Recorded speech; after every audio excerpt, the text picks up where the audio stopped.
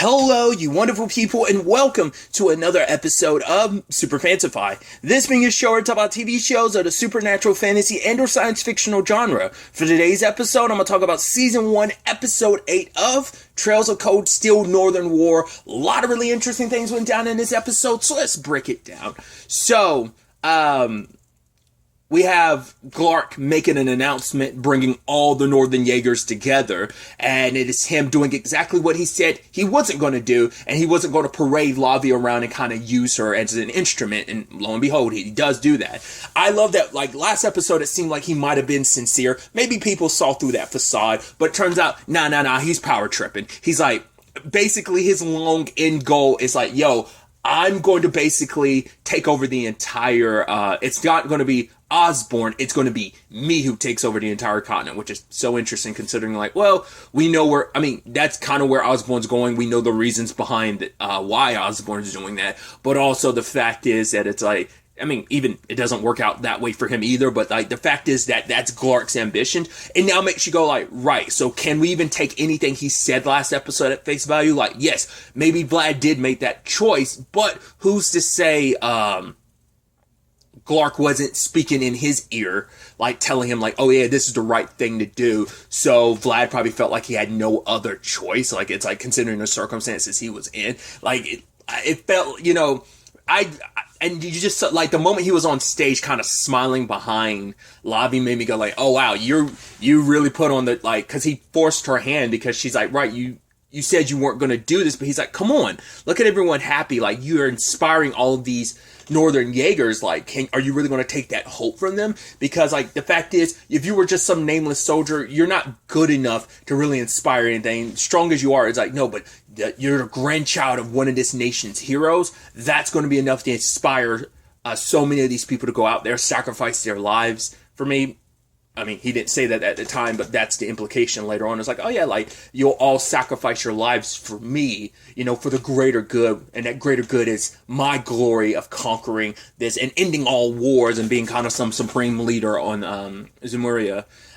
Because there's already the rumors spreading, because the word is amongst the Jaegers, it's like, yo, did you hear that the Empire is asking for reparations? And it's like, yeah, because even the government officials are going back and forth about, like, what should we do? It's like, can we do it? It's like, no, maybe if we refuse, it's like, yeah, but even if we do, or like if we accept, like, who's to say they won't ask for more later? Or what if we don't know what they'll ask for in exchange? Like, we don't know. So they're turning to Glark being like, please be our savior, because we don't know what to do in this. Because obviously there are a lot of rich entitled pricks in the, that's Rogan's issue. It's like, they're all rich entitled people who haven't really done anything. They have, like, the Northern Jaegers be their puppets to do whatever with, but then also disrespect them and look down upon them. But it's like, oh, you'll quickly turn to us when you need something.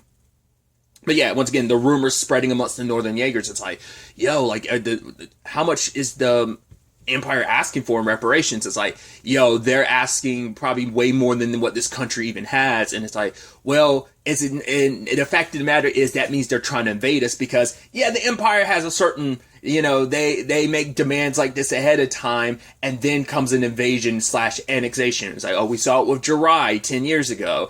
Oh, we saw it with Crossbell a couple months ago. And now it's like, also, like, yeah, apparently they try to freestyle and do kind of a similar thing in LeBron. It's like, yeah, they did. Like, the whole, like, referencing, like, oh yeah, it's for people's protection and safety, like the Empire's safety. It was kind of, and they rolled up with tanks and troops, specifically One-Eyed Zek's 3rd Armored Division. It does seem like it only affected Parm based on conversations, dialogue in the 3rd game. I don't know if it reached as far as Saint Arc, but at least it was like the southern tips of the Empire were affected. I mean, to be fair, that side of the Empire is closer to Liberal, so it makes sense. But I don't. It made it sound like it only stopped as far as probably like Parm and like Titus Gate is probably as far as it reached. But I mean, obviously we know Osborn was like in league with taking advantage of that situation, because he was in league with Ouroboros Sin that kind of makes stuff happen. So, but it's like, yeah, and it's like, oh, luckily Princess Claudia, and we got our liberal squad, a liberal squad, and we even got Cassius Oliver and Mueller in a mix too. I was like, I love it. It's like, yeah, the entirety. Well, we're not recognizing everyone that was involved because obviously, well, because some of that also includes like some Phantasma stuff in third. So we're not going to get like the Josette, because we're talking about the main. We're not getting to the entire gospel plan. We're just dealing with like the Empire's like a attempt to kind of mosey on in into Liberal. So.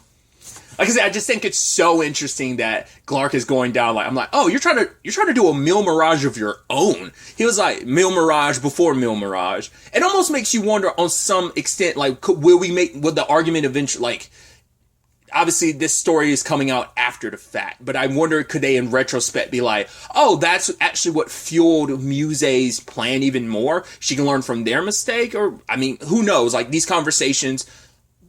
You can make it canonically speaking, like none of those conversations ever left Northumbria. Like the higher ups, like Glark and Rogan and Jaina and the Northumbrian like government officials are the only ones who ever heard that conversation. So but yeah, he was like, oh yeah, like because I thought I was reading the subtitle wrong where it's like he was like, because Rogan called him out. He's like, wait, you said the archaisms are from like a foreign country? It's like, I had to mix in a little lot. I was like, yo, you free? It's like because I was like. Wouldn't most of the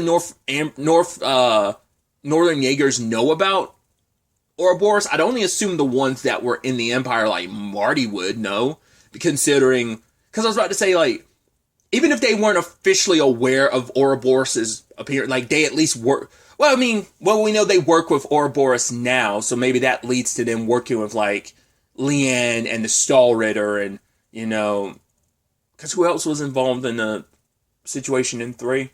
I mean, like Shirley shows up, McBurn shows up, Campanella shows up, so, but obviously that's mainly Leanne's like lane to deal with, like the whole Ortis situation.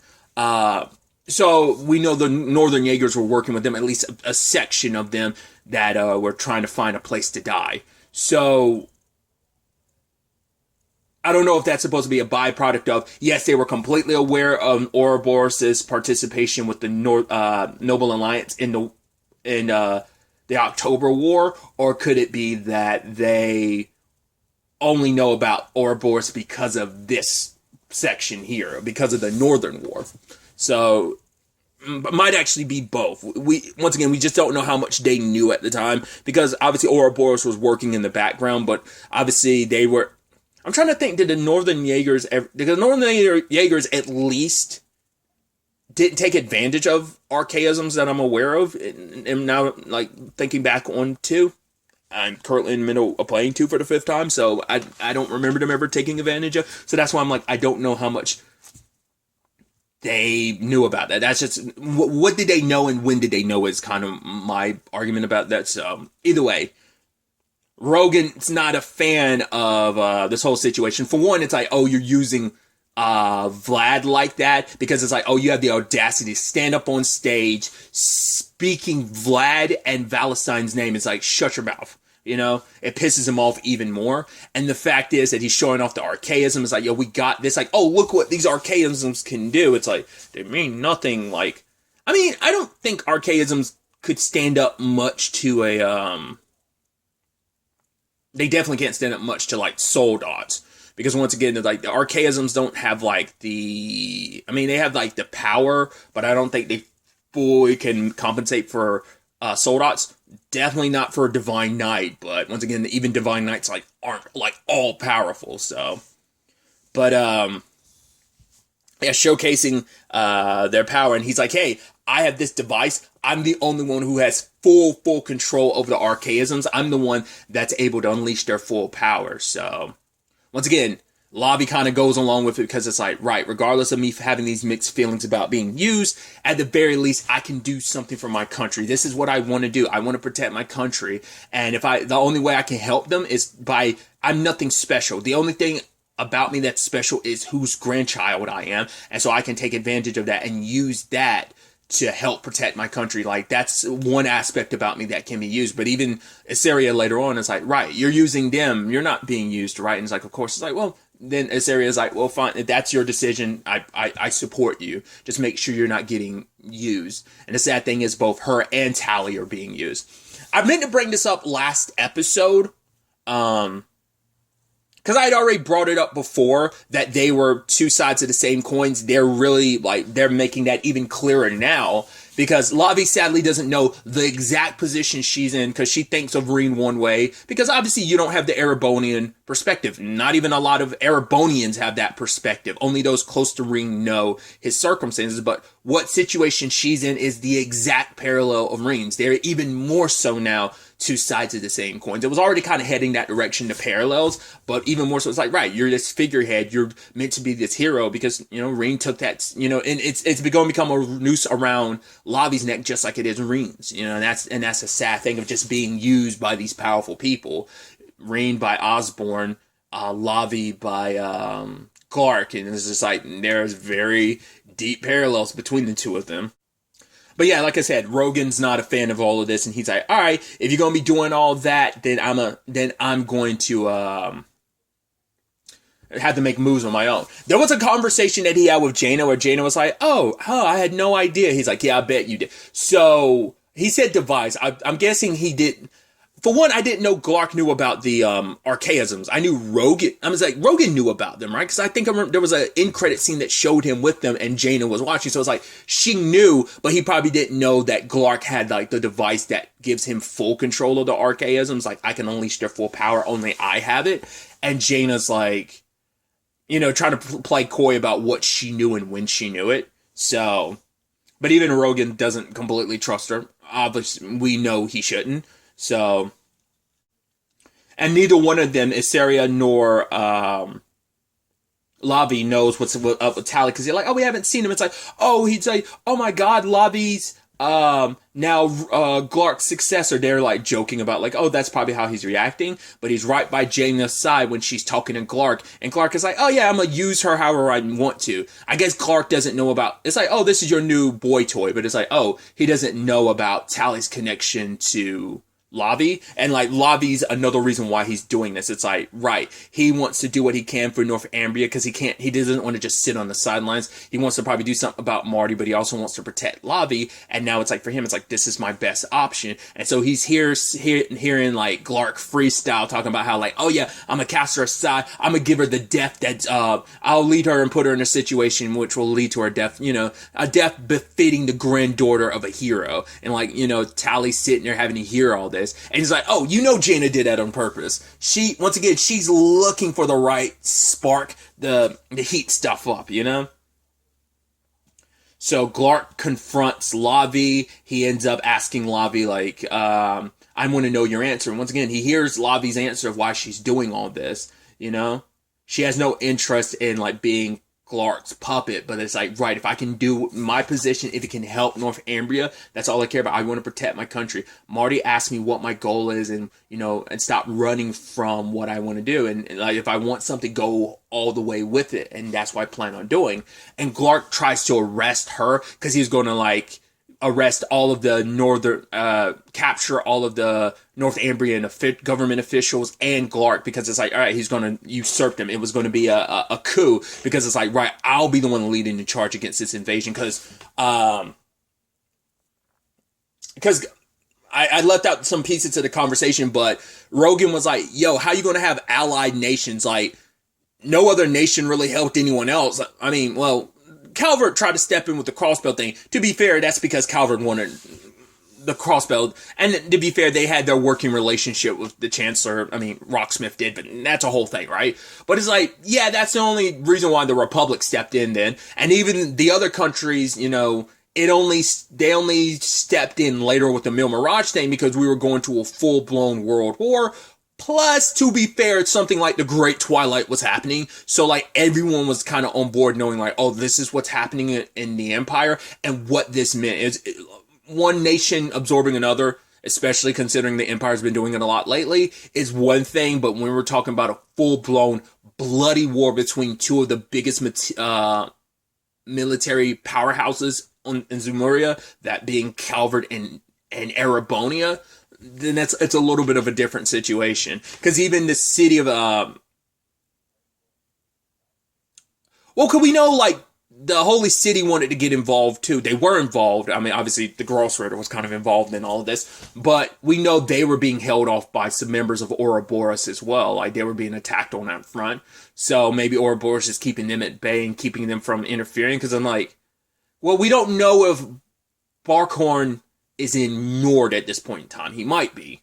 I mean, he probably most likely is. I'm about to say, like, he has his own connection to Northumbria, considering he's the one that investigated the Salt Pail. We never found out who his squire was. We know he went there with a squire because of Third, but we never found out who that squire was.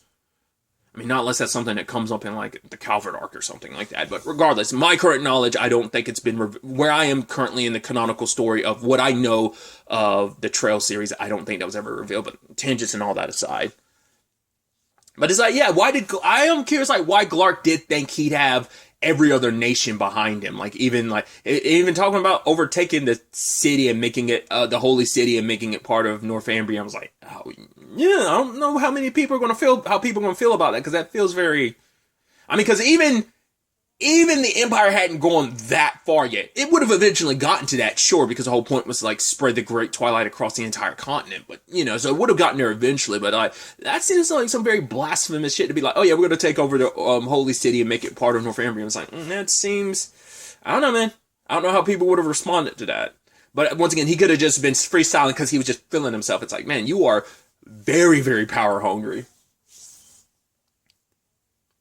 But anyway, Rogan tried to arrest Lavi and those other people. Lavi lucky got away, because just when Rogan was about to confront Glark, found Glark dead, him and his dog, and it's like, oh, lo and behold, who's not in the room? We know Tally and Jaina were just there, so I guess they're making it. Either Jaina got Tally to do that, or Jaina did it herself, and just like, oh, don't worry about it, Tally. Like, didn't you hear what he was going to do to your friend? You got it. And Tally kind of goes along with it. So she's making her own. Once again, I just don't know what her end game is.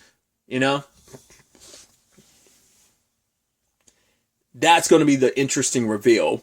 I didn't talk about it, but, you know, obviously kind of flowing that conversation about what Glark is up to, because he's got scouts scattered around, kind of circling around the Empire, ready to strike.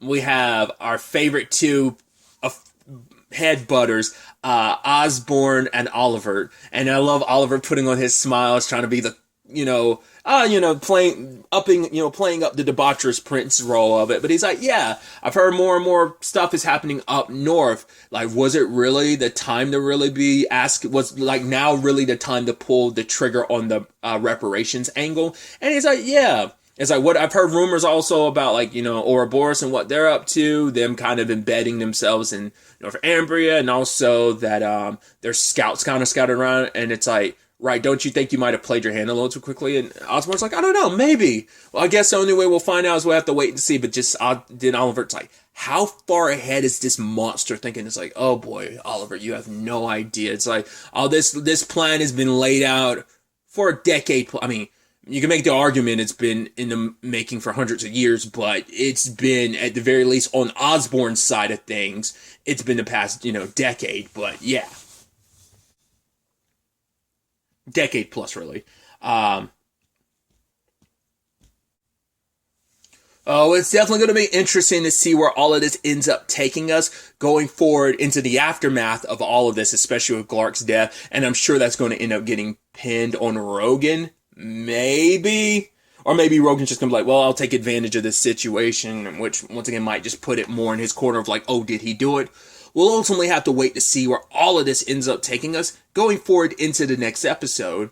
But really, that's all I want to talk about. Till the next time we meet, be happy, be safe, live life to the fullest, and enjoy it.